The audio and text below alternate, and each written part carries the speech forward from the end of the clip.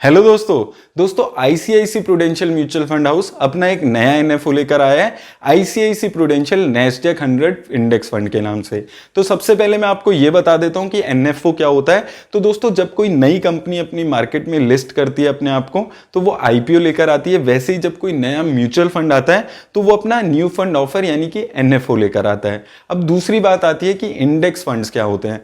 दोस्तों index fund वो funds होते हैं जहां पर एक फंड मैनेजर कुछ ज्यादा दिमाग लगाकर सिक्योरिटीज को बाय और सेल नहीं करता है।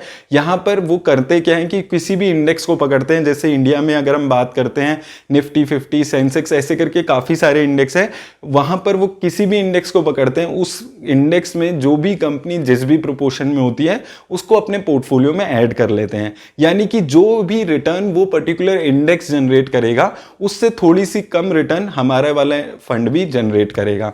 अब अगर हम इस फंड की बात करते हैं यानी कि आईसीआईसी प्रूडेंशियल नैस्डैक 100 फंड की, तो ये इन्वेस्ट करने वाला है नैस्डैक 100 के इंडेक्स में। दोस्तों जैसे इंडिया में निफ्टी 50 सेंसेक्स ऐसे इंडेक्स होते हैं, वैसे नैस्डैक 100 यूएस का एक इंडेक्स है। तो अब आइए दोस्तों इस वीडियो में हम डिटेल में देख लेते हैं इस एनएफओ की क्या डिटेल्स हैं, नैस्डैक 100 में कौन सी कंपनीज हैं, और एंड में मैं आपको बताऊंगा कि क्या आपको इसमें इन्वेस्ट करना चाहिए या नहीं। तो दोस्तों ICICI Prudential Nasdaq 100 index fund का एनएफओ ओपन होने वाला है 27 सितंबर से और ये ओपन रहेगा 11 अक्टूबर तक। अब दोस्तों नैस्डैक 100 इंडेक्स जो है ये एक यूएस की मार्केट का इंडेक्स है। तो सबसे पहले हम ये समझते हैं कि क्या बेनिफिट्स रहते हैं एक इंडियन इन्वेस्टर के अगर वो यूएस मार्केट में इन्वेस्ट करता है। फिर हम नैस्डैक 100 के बारे में और डिटेल में समझेंगे। तो दोस्तों सबसे पहले अगर हम समझते हैं कि इंडियन मार्केट में जो इन्वेस्ट करता है इंडियंस, उनके लिए क्या बेनिफिट है यूएस में इन्वेस्ट करने का, तो यहाँ पर दो बेनिफिट्स हैं। सबसे पहले अगर हम कैलेंडर ईयर वाइज रिटर्न यहाँ पर देखते हैं, इंडिया से कंपेयर करते हैं और अलग कंट्रीज से भी कंपेयर करते हैं, तो अगर आप पिछले 6 सालों में देखेंगे तो 6 सालों में से 3 साल ऐसे हैं जहां पर यूएस की मार्केट ने सबसे अच्छी रिटर्न दी है। और वहीं अगर हम इसको सिर्फ इंडियन मार्केट से कंपेयर करेंगे तो आप ये देख सकते हैं कि पिछले 6 सालों में 5 सालों में इसने इंडियन मार्केट से अच्छी रिटर्न दी है। तो एक अच्छी डाइवर्सिफिकेशन आपको मिलती है अगर आप यूएस मार्केट में भी थोड़ा बहुत पैसा इन्वेस्ट करते हैं। और दोस्तों उसके साथ जो एक इंपॉर्टेंट चीज जुड़ जाती है वो है डॉलर एप्रिसिएशन। दोस्तों आप यहाँ पर देख सकते हैं कि 15 अगस्त 1947 को $1 की कीमत ₹1 के बराबर थी, लेकिन आज $1 की कीमत ₹74 के बराबर हो चुकी है। तो दोस्तों अगर हम यूएस मार्केट में इन्वेस्ट करते हैं तो हम डॉलर में इन्वेस्ट करते हैं, तो वहां पर जो डॉलर का एप्रिसिएशन होता है वो हमारी रिटर्न में भी आ जाता है। तो ये भी एक बेनिफिट होता है जो हमें मिलता है अगर हम यूएस की मार्केट में इन्वेस्ट करते हैं। और दोस्तों अगर हम यूएस की मार्केट को समझते हैं तो ये एक बहुत ज्यादा डाइवर्सिफाइड मार्केट है और यहाँ पर आप देखेंगे कि टॉप ब्रांड्स जो ग्लोबल कंपनीज है वो वहां पर आपको मिल जाते हैं। गूगल हो गया, अमेजॉन हो गया, ये बड़ी बड़ी ग्लोबल कंपनीज हैं जो यूएस से ही चल रही है और ये ऑलमोस्ट हर कंट्री में फैली हुई है। तो यूएस में इन्वेस्ट करके आपको ये ग्लोबल कंपनीज की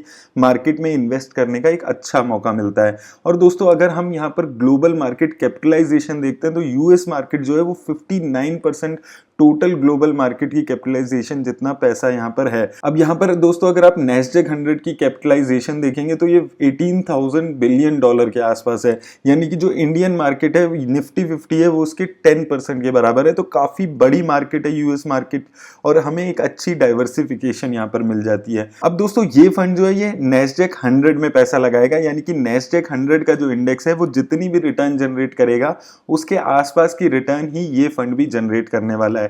तो हम नैस्डैक 100 इंडेक्स को यहां पर समझते हैं। तो नैस्डैक 100 इंडेक्स में 44% जो पैसा है वो टेक्नोलॉजी स्टॉक्स का है और ये एक नॉन फाइनेंशियल कंपनीज का इंडेक्स है। 100 कंपनीज इस इंडेक्स में रहती है और काफी बड़ी बड़ी कंपनीज यहां पर इस इंडेक्स में आपको मिल जाती है। अगर मैं आपको सेक्टर वाइज एलोकेशन यहां पर बताता हूं इसकी, तो आप देख सकते हैं 44% जो एलोकेशन है वो आईटी सेक्टर की है। उसके अलावा कम्युनिकेशन सर्विसेज की भी 29% एलोकेशन है और कंज्यूमर डिस्क्रिशनरी की 15%। उसके अलावा कंज्यूमर सर्विसेज और इंडस्ट्रियल की भी 3 और 2% एलोकेशन यहाँ पर है। और दोस्तों अगर हम कंपनीज पे बात करते हैं तो सबसे ज्यादा एलोकेशन एप्पल का है 11% के आसपास और माइक्रोसॉफ्ट का 10%। वहीं अमेजॉन, गूगल, फेसबुक, टेस्ला ऐसी कंपनीज यहाँ पर आपको देखने को मिल रही है। तो ये सारी जो टॉप 10 की कंपनीज हैं इनका आपने नाम सुना हुआ है, ये काफी ग्लोबल कंपनीज है।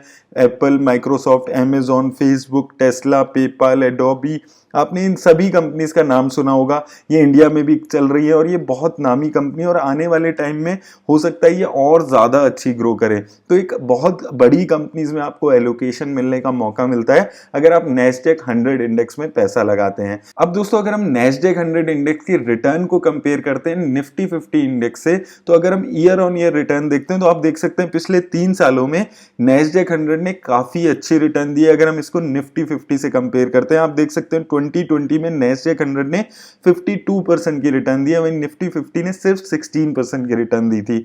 वहीं 2019 में भी आप देखेंगे 42% की रिटर्न नैस्डैक 100 ने जनरेट की थी, वहीं निफ्टी 50 ने सिर्फ 13% रिटर्न जनरेट की थी। तो आप देख सकते हैं कितना ज्यादा फर्क है रिटर्न का अगर आप रिटर्न पे बात करते हैं। और दोस्तों यूएस इक्विटी में इन्वेस्ट करके हमें फायदा ये मिलता है कि बाई चांस अगर 2-3 साल इंडिया की मार्केट अच्छा नहीं भी कर रही, तो यूएस की मार्केट में जो अच्छी रिटर्न्स है हमें उसका फायदा हो जाता है, जो हमें यहाँ पर देखकर मिल रहा है कि 2018 और 19 में अगर आप देखेंगे इंडियन मार्केट उतना अच्छा नहीं दिख रही है, वहीं जो नैस्डैक 100 है उसने कितनी अच्छी यहाँ पर रिटर्न दी है। अब दोस्तों अगर हम लॉन्ग टर्म में CAGR रिटर्न पे भी यहाँ पर बात करते हैं, तो अगर हम 10 सालों की रिटर्न को यहाँ पर कंपेयर करते हैं तो 10 सालों में नैस्डैक 100 ने 31% की रिटर्न दी है, वहीं निफ्टी 50 ने सिर्फ 13% की रिटर्न दी है। उसी हिसाब से अगर आप 5 साल में भी देखते हैं तो 34% की रिटर्न नैस्डैक 100 ने जनरेट की है, वहीं जो निफ्टी 50 है उसने 18% रिटर्न जनरेट की है। तो आप यहाँ पर देखेंगे 3, 5 और 10 सालों में नैस्डैक 100 ने निफ्टी 50 को काफी अच्छे मार्जिन से बीट किया। हालांकि अगर हम पिछले सिर्फ 1 साल में देखते हैं तो निफ्टी 50 ने काफी अच्छी रिटर्न दी है, लेकिन लॉन्ग टर्म में नैस्डैक 100 निफ्टी 50 को काफी मार्जिन से बीट कर पा रहा है। अब आइए दोस्तों इस एनएफओ की और डिटेल्स में हम बात कर लेते हैं। तो ओपन एंडेड स्कीम है ये। ओपन एंडेड स्कीम का मतलब ये हो जाता है कि ये एनएफओ पीरियड खत्म होने के बाद भी आप इसमें इन्वेस्ट कर सकते हैं। ऐसा नहीं है कि आप इस एनएफओ में इन्वेस्ट नहीं कर पाए तो आप आगे इन्वेस्ट ही नहीं कर पाएंगे। प्लान्स की अगर हम बात करें तो रेगुलर और डायरेक्ट दोनों प्लान्स अवेलेबल हैं, लेकिन आपको डायरेक्ट प्लान से थ्रू ही किसी भी एनएफओ को या किसी भी फंड को खरीदना है। ऑप्शंस की अगर हम बात करें तो ग्रोथ ऑप्शन और IDCW ऑप्शन दोनों आपके पास अवेलेबल है, लेकिन ऑप्शंस में भी आप ग्रोथ ऑप्शंस का चुनाव करें। अगर हम मिनिमम एप्लीकेशन अमाउंट की बात करते हैं तो आपको अगर इस एनएफओ में इन्वेस्ट करना है तो आपको कम से कम 1000 रुपीज से यहाँ पर शुरुआत करनी होगी। एग्जिट लोड यहाँ पर बिल्कुल कुछ नहीं लगता है, आप कभी भी पैसा निकालेंगे तो आपको कोई एग्जिट लोड नहीं देना होगा।